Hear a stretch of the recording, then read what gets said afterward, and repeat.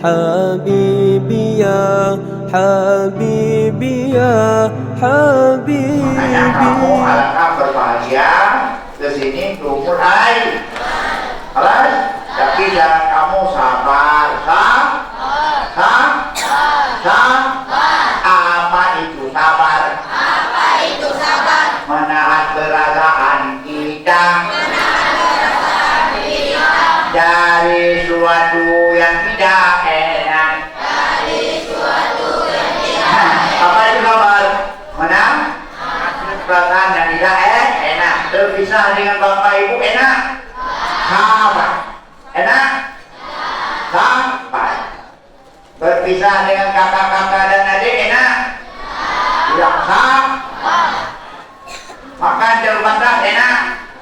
Tidak. Sabar. Alas? Mandi sedikit air enak? Tidak. Sabar. Karena untuk dapat berakit-rakit dan ke hulu, berenang-renang ke tepian,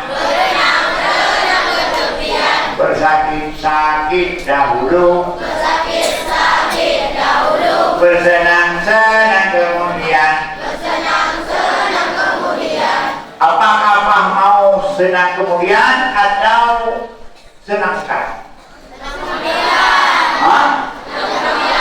Senang kemudian. Kalau senang sekarang, kamu nanti sedih kemudian. Sekarang walaupun susah ada apa-apa, tapi nantinya kalau besar ada apa-apa lagi? Tidak. Maka kalau kamu mau senang kemudian, siap bersakit dahulu.